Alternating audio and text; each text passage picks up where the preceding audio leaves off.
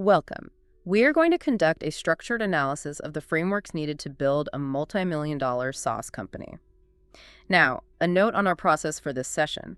This analytical review of the source material has been generated by an artificial intelligence model. We do this to ensure objective and comprehensive coverage, especially for a highly technical audience. And the source material today is a deep analysis of Rob Walling's The SaaS Playbook. We're really focusing on the strategic, the financial, and the operational frameworks he lays out.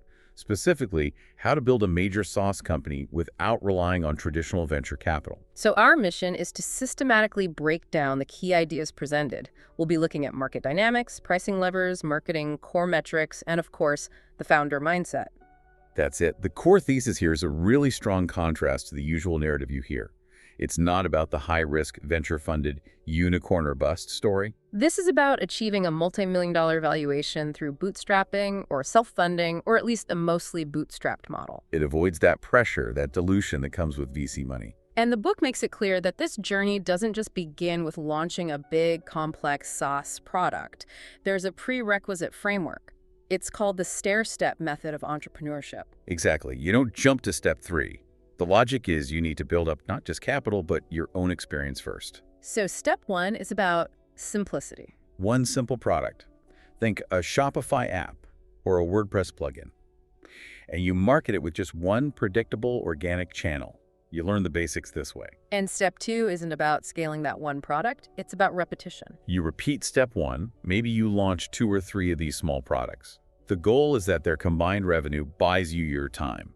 It gives you freedom. Only then are you ready for step 3. Right. You launch the standalone SaaS product, but now you have experience. You have a capital buffer. You've completely de-risked that initial launch phase. The analysis then makes a very strong case for why software as a service is the best model for this path. The number one advantage is something Walling calls a business cheat code. Built-in recurring revenue. It really is a cheat code.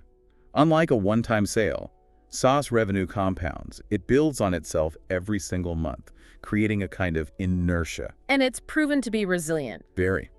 The book cites the 2008 downturn. Businesses with one-time fee models, their revenue just fell off a cliff. But recurring revenue models were far more recession-resistant. Because their customers are locked in, still getting value. And beyond that, B2B SaaS success is about solving real, tangible business problems. It's less dependent on luck or going viral compared to, say, a social network. You solve an expensive problem, businesses will pay you reliably for it. And the payoff for all this hard work is significant. We're talking about high exit multiple. Very high. You could see 4 to 8 times your top-line annual recurring revenue, or ARR. That is a massive multiplier on a founder's effort. Okay, let's pivot to a company that's already launched. It's in that phase of moving from, say, 10 to 20,000 in monthly revenue and trying to find escape velocity. The focus here has to be on strengthening product market fit. And the way you do that is through relentless customer conversations. You have to be talking to prospects, to current customers, and maybe most importantly, to customers who have canceled. Those conversations will generate feature requests, but you can't just build everything. You need a system. The playbook offers a really useful 3-bucket framework for this. The first bucket is for the crackpots. These are the easy ones to say no to, the wild ideas that don't fit the product vision. Then you have bucket 2, the no-brainers. These are the obvious quality of life improvements that add immediate value for almost everyone. The example from Drip, things like retroactive tagging or list pruning, those are perfect no-brainers. But it's the third bucket, the in-betweens, that requires real founder judgment. And this is where you need to apply some strict technical questions before you start building. First, what is the underlying problem? The real use case, not just the feature they're asking for. Second, you have to estimate usage. The guideline is very specific. Right. If it's a feature that will be in the main user interface, you need to target more than 20% of your customers using it. And if it's more of a hidden power user feature, then maybe 5 to 10% adoption is acceptable. But you keep it out of the way to avoid cluttering the experience for everyone else. And the third question is the strategic one. Does this fit the overarching product vision? This is where you have to be disciplined. Saying no is often the most important job a founder has. Now, what if you're not first to market? What if the market is already mature and competitive? You need specific strategies. The playbook outlines a few. First, you can compete on price. So offering maybe 80% of the features for half the cost? Exactly. You target the price-sensitive segment of the market, Or you can compete on the sales model. So if the big incumbent forces everyone into demos and long sales calls, You offer a low-touch or no-touch process? Self-serve. Let people sign up and buy on their own terms. you can also compete on product itself. A modern UX, faster development, against an old, slow competitor. But the most clever approach is what the book calls judo in marketing. I like this one. You use the competitor's own size against them. Their slowness, their dated UX, their poor support, those become your leverage. You actively market to their frustrated users, and that generates powerful word-of-mouth growth. And that organic growth is so important, which leads us directly into pricing structures. Pricing is the biggest lever you have in a SaaS business. It's not just about collecting revenue. Getting your average revenue per account, or ARPA, right, is critical. It determines everything. The source gives some clear targets. For a low-touch consumer product, maybe $10 to $15 a month is okay. But for B2B to have breathing room and lower churn, you really need to be at $50 a month or more. And it scales from there. Niche markets can support $250 plus. If you need a high-touch sales process, you have to start at $1,000 a month. And then for true enterprise sales, you're looking at $30,000 a year or more. And you need tiers. You can't charge a one-person business the same as a large company. So you segment into hobbyist, mid-market, enterprise. This tiering is what enables the next big idea, the expansion revenue SaaS cheat code. This is when your customers start paying you more over time, automatically, as they get more value from your product. There are two main ways to do this. The first is with a value metric. This means your pricing is tied directly to their usage, per seat, per subscriber, per recording hour. As their business grows, your revenue grows with it. The second method is feature gating. Here you restrict certain advanced features to your higher-priced tiers, things like complex integrations or specialized exports. And that's reasonable because those features typically only appeal to customers with bigger budgets and more complex needs anyway. Now, a key decision early on is freemium versus a free trial. The Playbook urges caution with freemium for bootstrappers. Because it pushes revenue way out into the future, and that can kill your runway. It really only works for very simple products with a low support cost and some kind of built-in virality. So for most bootstrappers, the recommendation is to require a credit card up front for trials. It's a qualification step. Removing that requirement might get you 10 times more trials, but they are mostly tire kickers who will drain your support resources and never convert. Qualification is key. And that leads us to the structure of your marketing funnels. The analysis identifies three main types. First is the high-touch funnel. This requires demos, sales teams. It's for your high-value products, say $500 a month and up. Then there's the low-touch funnel. This is all automated. Self-serve onboarding. It's a volume game for your lower-priced products. But the real goal, the true cheat code here, is the dual funnel. This is where you blend the two. You have a low-priced offering that gets you a wide audience and drives word of mouth. And then you use that base to feed a high-touch sales process for larger enterprise clients. The example of Signwell is perfect. A simple, low-cost product for anyone, which then identifies larger organizations you can sell a big contract to. So once you have your funnel, you have to choose your marketing channels.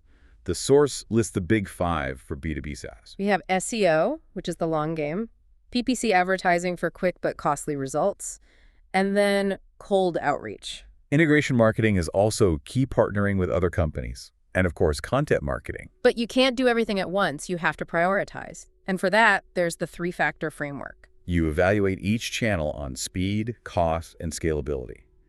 You need a balance of fast approaches like cold outreach and slow ones like SEO. And to prioritize specific experiments within those channels, you use another framework. The IC framework: impact, confidence, and ease.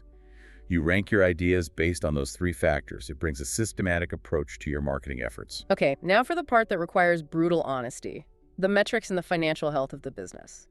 MRR and growth rate are your North Stars, but they're lagging indicators. For operational health, we need the 3 high, 3 low metrics framework. Let's start with the low metrics. These are the ones that can kill a bootstrap company.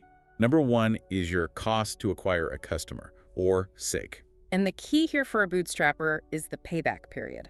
It has to be fast. You must aim for a 2 to 6 month payback. A venture-funded company can wait 12 months or more.